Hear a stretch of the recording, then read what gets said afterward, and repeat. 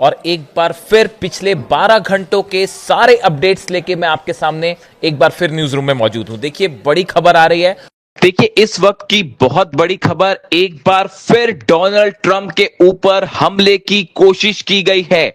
White House के बाहर जबरदस्त गोलीबारी हुई। बताया जा रहा है कि 20 राउंड फायरिंग हुई और जब ये फायरिंग हुई उस दौरान डोनाल्ड ट्रंप व्हाइट हाउस में मौजूद थे। जो खबरें आ रही हैं उनके मुताबिक 2 हमलावर थे, जिसमें एक का नाम नासिर बेस्ट बताया जा रहा है। 2 हमलावर व्हाइट हाउस के करीब पहुंचते हैं। पेंसिल्वेनिया एवेन्यू जो कि व्हाइट हाउस से बिल्कुल लगा हुआ है, 17th स्ट्रीट, उसके पास पहुंचते हैं और अचानक चेक पॉइंट के पास आने के बाद गोलीबारी शुरू कर देते हैं और 20 राउंड फायरिंग की गई। और उसमें जो है उसके बाद जो वहां सुरक्षा कर्मी थे उन्होंने तुरंत रिस्पांस दिया और 2 हमलावरों में से एक हमलावर को मौके पर ढेर कर दिया गया, लेकिन दूसरा जो है वो घायल हो गया है और उसे अस्पताल ले जाया गया है। अब सवाल यह है कि ये दोनों लोग कौन थे और इन्होंने हमला क्यों किया, इसकी फिलहाल जांच जारी है। लेकिन बताया यह जा रहा है कि निशाने पर डोनाल्ड ट्रंप थे और ये दोनों हमलावर व्हाइट हाउस में अंदर घुसने की कोशिश में थे और वो डोनाल्ड ट्रंप पर हमला करना चाहते थे। इस तरह की खबरें निकलकर सामने आई हैं। अभी हाल ही में हमने देखा था कि करस्पॉन्ड डिनर में हिल्टन होटल में जिस तरह से फायरिंग हुई थी उसकी तस्वीरें सामने आई थी। चुनाव प्रचार के दौरान डोनाल्ड ट्रंप पर हमले हुए थे और अब ये तीसरा मौका है जब व्हाइट हाउस के बाहर गोलियां चली है और वो भी 20 राउंड। अब सवाल ये है कि आखिर ये घटनाएं बार बार क्यों हो रही हैं और डोनाल्ड ट्रंप किसके निशाने पर हैं? क्या इस हमले का ईरान जंग से कोई लेना देना है? जिस तरह से ईरान को लेकर हालात बने हुए हैं, क्या ये उसका गुस्सा है जो बार बार देखने को मिल रहा है? और इसके अलावा देखिए तमाम बातें हैं, ये भी कहा जा रहा है, इस तरह की बातें भी सामने हैं कि क्या ये जो हमले हो रहे हैं ये किसी तरह का पब्लिसिटी स्टंट तो नहीं है? इस तरह के सवाल भी लगातार उठाए जा रहे हैं। फिलहाल एक हमलावर मारा जा चुका है, दूसरा घायल है। पुलिस की तरफ से पूछताछ हो रही है और उसके बाद कुछ देर में शायद ये बात सामने आई कि आखिर ये हमला क्यों हुआ है। लेकिन जिस तरह से ये हमले की तस्वीरें सामने आई उससे पूरा अमेरिका एक बार फिर दहशत की गोद में है। देखिए बड़ा सवाल ये भी उठता है कि 2 हमलावर व्हाइट हाउस के इतने करीब पहुंच जाते हैं, उनके पास बैग है, बैग में गन है, 20 राउंड से ज्यादा उन्होंने फायरिंग की। ऐसे में व्हाइट हाउस और ट्रंप की सुरक्षा को लेकर भी तमाम सवाल उठने लगे हैं कि आखिर ये हमलावर व्हाइट हाउस के इतने करीब कैसे पहुंच गए? क्या इनकी कोई चेकिंग नहीं हुई? और खासकर इन हालात में जब ईरान के साथ जो है वो इतना तनाव देखा जा रहा है। देखिए जो खबरें आ रही हैं उसके मुताबिक डोनाल्ड ट्रंप बेहद तनाव में चल रहे हैं। नवंबर में मिड टर्म पोल्स होने हैं जिसमें बताया ये जा रहा है कि डोनाल्ड ट्रंप को जो है बड़ा झटका भी लग सकता है। अभी हाल ही में जो वोटिंग हुई कि ईरान के साथ युद्ध जारी रखने को लेकर, डोनाल्ड ट्रंप की शक्तियों को लेकर, उनके जो अधिकार हैं उनको लेकर जो वोटिंग हुई सीनेट में, उसमें देखा गया कि 3 उनकी पार्टी के सांसद जो है रिपब्लिकन्स, उन्होंने डोनाल्ड ट्रंप के खिलाफ वोटिंग कर दी। ऐसे में ये कहा जा रहा है कि डोनाल्ड ट्रंप जो है वो मिड टर्म पोल्स हार भी सकते हैं और इसको लेकर वो खासे तनाव में है। और देखिए वो अपने सारे प्रोग्राम छोड़ के अचानक व्हाइट हाउस पहुंचे थे और बताया जा रहा है कि अपनी आर्मी के कमांडर्स के साथ उन्होंने बैठक की और उसके बीच में ही जो है ये हमला अचानक व्हाइट हाउस के बाहर हो जाता है और 20 राउंड गोलियां चल जाती हैं। यानी ये बहुत सारी ऐसी चीजें हैं जिन पर बड़े सवालिया निशान भी लगाए जा रहे हैं। ऐसी जानकारियां सामने आई है कि पिछले 12 घंटे के आसपास अगर हम बात करें, अमेरिका के कई एयर बेसेस से B-2 बॉम्बर्स के मूवमेंट्स नोट किए जा रहे हैं। देखिए खबर बेहद अहम है। B-2 बॉम्बर्स के मूवमेंट का नोटिस होना या उनके मूवमेंट की खबरें आना इस और इंडिकेशन है कि एक बार फिर जंग की तैयारी हो रही है। देखिए जब पिछली बार 12 दिन की जंग हुई या फिर उसके बाद ये 40 दिनों की अभी जब जंग हुई, खासकर ये जो दूसरी जंग हुई, इस दौरान मैंने बार बार आपको ये बातें कही थी कि B-2 बॉम्बर्स का मूवमेंट पर सख्त नजर रखने की जरूरत है। अगर B-2 बॉम्बर्स के मूवमेंट्स होते हैं तो वो इस और इंडिकेशन होता है कि हमला हो सकता है कभी भी। और जो खुफिया सूत्रों से खबरें आ रही हैं, खासतौर पर चाइना और रशिया के जो सैटेलाइट्स चीजों को पकड़ते हैं और डिफेंस सर्कल में जो खबरें आती हैं उसके मुताबिक अमेरिका के B-2 B2 बॉम्बर्स के मूवमेंट फिर से नोटिस किए गए हैं और बंकर बस्टर बॉम्ब्स के साथ एक बार ये मूवमेंट है। इस तरह की खबरें हैं। देखिए जो खबरें हैं उसके मुताबिक डोनाल्ड ट्रंप ने अपनी सारी मीटिंग्स कैंसिल कर दी हैं, अपने सारे प्रोग्राम्स कैंसिल कर दिए हैं और वो व्हाइट हाउस में वापस हैं। जितने बड़े सेना के अधिकारी हैं अमेरिका के, वो सब व्हाइट हाउस में मौजूद हैं। बड़ी मीटिंग्स का दौर चल रहा है और हर बात का कैलकुलेशन किया जा रहा है कि अगर ईरान पर फिर से हमला किया जाता है तो उसका क्या खामियाजा भी उठाना पड़ सकता है और किस स्ट्रैटेजी के साथ हमला किया जाए, किन टारगेट्स पर हमला किया जाए।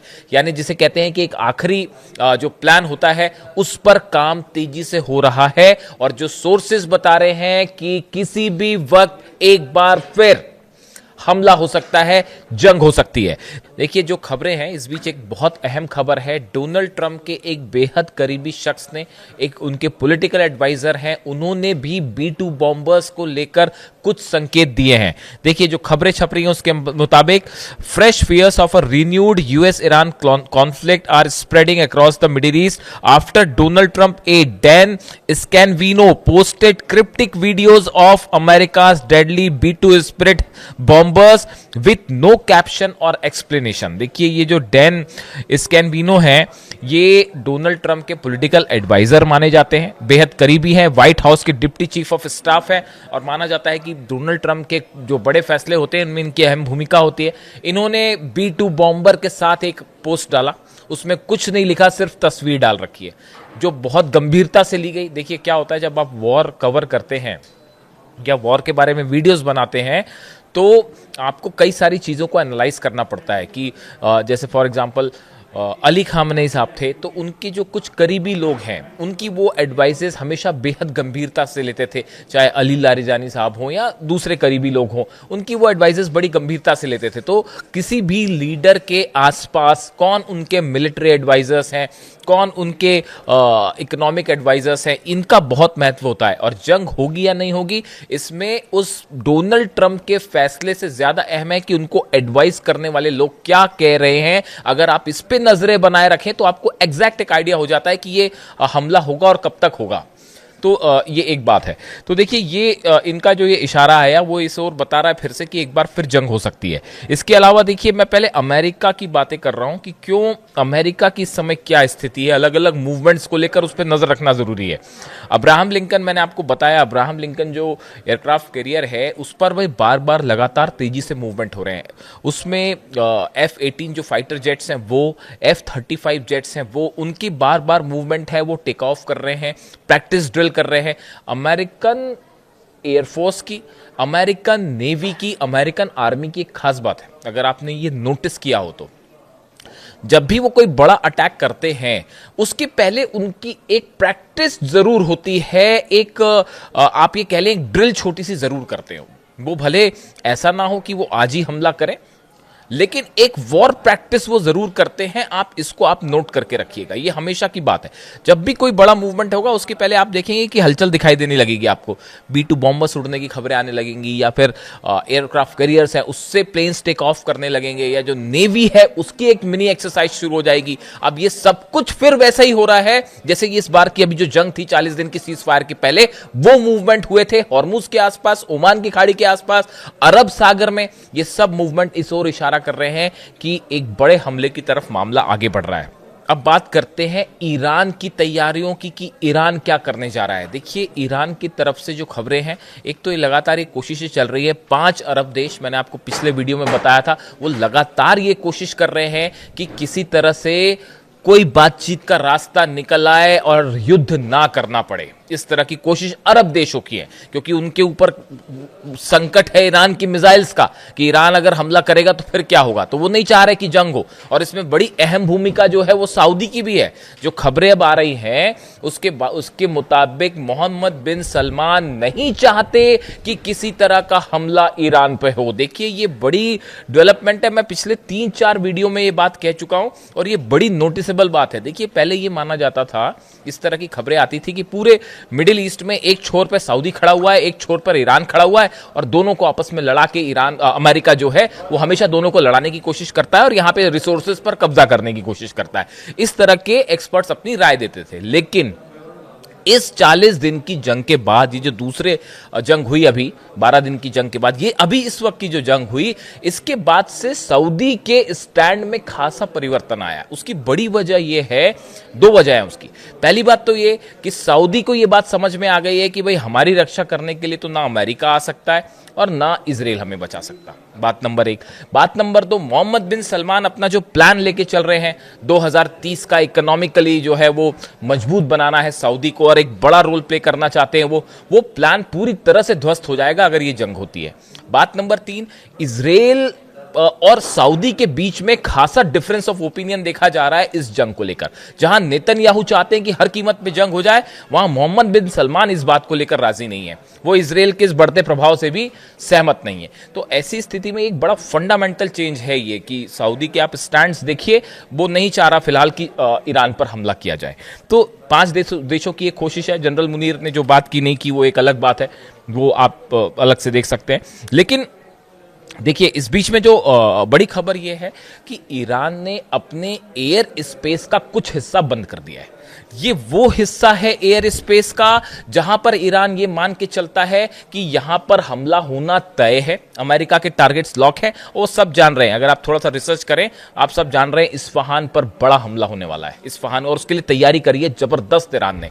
स्पेस, एयर स्पेस का वो हिस्सा बंद है जहां से टॉमहॉक मिसाइल्स अंदर आ सकती हैं, F-35 जेट्स अंदर आ सकते हैं, वो स्पेस बंद किया गया है। इसके अलावा ईरान ने अपने नए टारगेट्स तय कर लिए हैं और ये बार बार बात ईरान की तरफ से कही जा रही है, आरजीसी की तरफ से कही गई, ईरान के विदेश मंत्री अब्बास अराक्ची साहब की तरफ से कही गई, ईरान के जो नेता हैं अलग अलग उनकी तरफ से, पॉलिटिकल लीडर्स की तरफ से बात कही गई कि हमने अपने टारगेट्स लॉक कर रखे हैं। अगर अमेरिका ने हमला किया तो इस बार बड़ा सरप्राइज मिलेगा, नए टारगेट्स पर हमला होगा। ये नए टारगेट से क्या मतलब है? देखिए, अभी तक था कि ईरान ने जो है वो 2-2.5-3 हजार की रेंज वाली मिसाइल्स फायर की, लेकिन अब ये माना जा रहा है कि ये मिसाइल्स यूरोप तक जा सकती है और अमेरिका के उन मिलिट्री बेसिस पर अटैक हो सकता है जो अब तक नहीं हुआ, जो अब तक निशाने पर नहीं आए। इसी को बार बार कहा जा रहा है ईरान की तरफ से कि हम सरप्राइज देंगे, नए निशाने पर हमले हो सकते हैं। एयर स्पेस बंद है। इसके अलावा आप देखिए, बाबल मंदेब को लेकर बड़ी खबर है।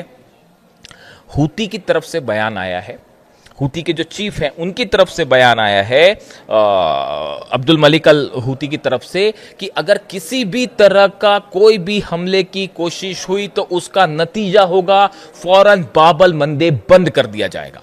आप इसका मतलब समझ रहे हैं? हॉर्मुज बंद होने का मतलब है 20% पूरी दुनिया का ऑयल सप्लाई ऑलरेडी अफेक्टेड है और अगर बाबल मंदेब भी बंद होता है तो आप समझिए 10 से 12% और ऑयल सप्लाई रुक जाएगी। और वो यमन की जिस पोजीशन है, यमन में हूती जो है वो डायरेक्टली वहां इंटरवेंशन करके उसको बंद कर देगा ईरान के एक कहने पर।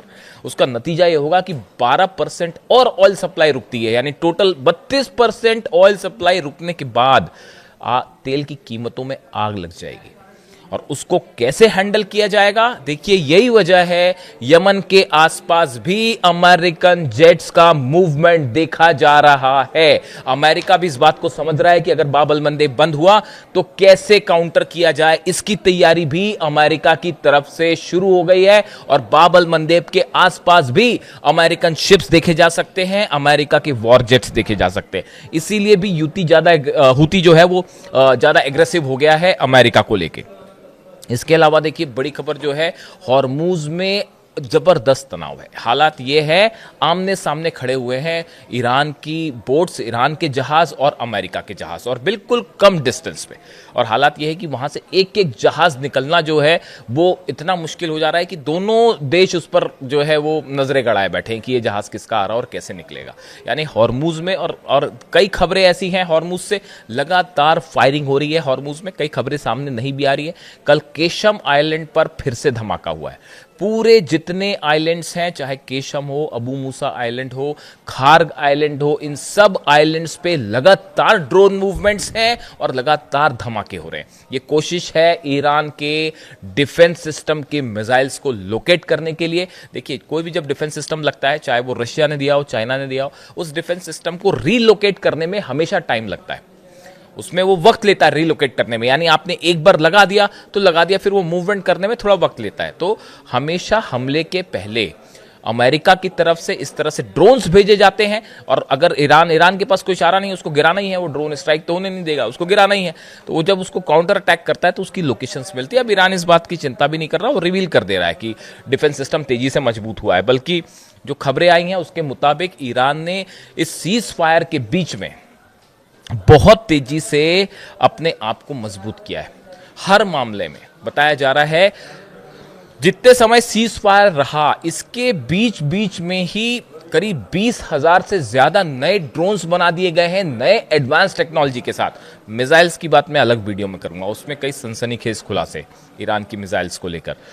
ड्रोन्स की बात की जाए, 15 से 20,000 नए ड्रोन वो इस सीज फायर के दौरान बना दिए गए। अब आप समझिए कि कितनी तेजी से प्रोडक्शन जो है वो लगातार हो रहा है। इसके अलावा आप देखें कि एक बेहद अहम खबर है, कल हालांकि मैं इसको कवर नहीं कर पाया, लेकिन आप इसको समझिए, इस पे नजर बनाए रखिए। अमेरिका में न्यूयॉर्क में एक शिपयार्ड में जोरदार धमाका होता है। उस धमाके में एक व्यक्ति की मौत हो गई, 36 लोग घायल हो जाते हैं, और बड़ा ही जोरदार धमाका था वो। और उसके बाद वहाँ अफरा तफरी मच गई पूरे न्यूयॉर्क में, और बड़ी मशक्क़त के बाद वो आग वाग बुझाई गई और वहाँ जाके जो है वो एक्शन लिया गया। अब आप जरा इस बात पर नज़र रखें, ये धमाका मिस्टीरियस तरीके से हुआ, कैसे हुआ कोई नहीं जानता। अब ये चौथा मौका है पिछले 1 से 1.5 महीने के अंदर अमेरिका की 3 रिफाइनरीज में, 3 अलग अलग शहरों में बड़े रहस्यमय तरीके से ऑयल रिफाइनरीज में धमाके हो चुके हैं, और ये चौथा एक शिपयार्ड में ये धमाका हुआ है, वो भी जिसका कोई और छोर पता नहीं है कि ये धमाका कैसे हुआ। अब आप समझ जाइए, इसमें आप कुछ बोलने की जरूरत नहीं है, अमेरिका खुद बोलेगा कि क्या करना है क्या नहीं करना है। इसके अलावा एक और अहम खबर है, तुलसी गबार्ड ने जो इस्तीफा दिया, director of national intelligence Tulsi Gabbard Donald Trump की करीबी रही है, और उनका जिस तरह से इस्तीफा है, और शायद 30 जून उनका लास्ट डे होगा सर्विंग का, इस तरह की खबर है। उनके कई करीबियों ने भी इस्तीफा दे दिया था।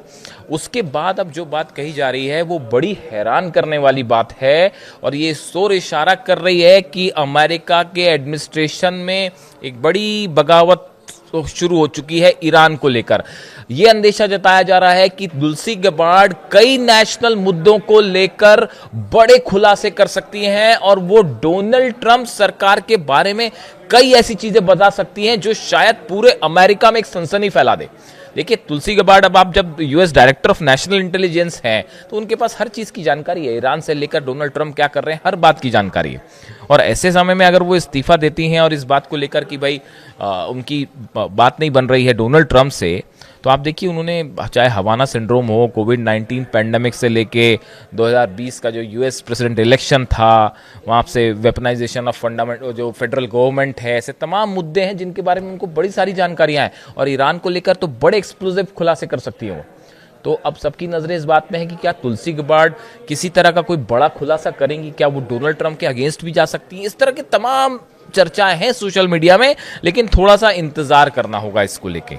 लेकिन बात हमने जहां से शुरू की थी, देखिए हकीकत यह है, बातचीत वाली बात जो होती रहे, बातचीत आगे बढ़ रही है, अब बातचीत अच्छी हुई, अब बातचीत कैंसिल हो गई, अब जो है कोई बात नहीं होगी, ऐसे तमाम वर्जन्स हम देख रहे हैं बड़े लंबे समय से, जो कि बार बार सामने आ रहे हैं। लेकिन एक आखिरी कंक्लूजन ये है, ईरान की 9 करोड़ जनता ने ये साफ ऐलान कर दिया है कि हम किसी कीमत पर अपना यूरेनियम नहीं देंगे, जिसको जो करना है वो कर ले। ये ईरान के 9 करोड़ लोगों का ऐलान है, और हर रात वहां पर ऐलान होता है और लाखों लोग सड़कों पर जमा होते हैं। कल वहां नारे लग रहे थे कि राक्षसों दूर रहो, जो हिंदी वर्जन में उसको कम ट्रांसलेट करके बता रहा हूँ, फारसी में नारे लग रहे थे। ईरान की जनता ये नारे लगा रही थी सड़कों पर कि राक्षस दूर रहें ईरान से, इस तरह के नारे लग रहे थे। बेहद गुस्से में हैं ईरान के लोग, बेहद ज़्यादा। और मुस्तफा खामेनी साहब ने, ईरान के सुप्रीम लीडर ने साफ कह दिया है यूरेनियम तो बाहर नहीं जाएगा, परमाणु मुद्दे पे हमारी कोई बात नहीं होगी। अब बाकी आप देख लीजिए, डील करना नहीं करना, हम तो जो है वो जब तक आप युद्ध नहीं रोकेंगे, परमानेंटली नहीं रोकेंगे, तब तक बात आगे नहीं बढ़ेगी। और वो 5 अरब देश बनाने में जुटे हैं, पाकिस्तान बनाने में जुटा, तमाम कोशिशें करके देख ली, ईरान ना झुका था और ना झुकेगा। जंग की बड़ी तैयारी हो रही है। इससे जुड़ा जो भी अपडेट होगा आप तक पहुंचाऊंगा। वीडियो कैसा लगा कमेंट करके बताइए। Thank you so much.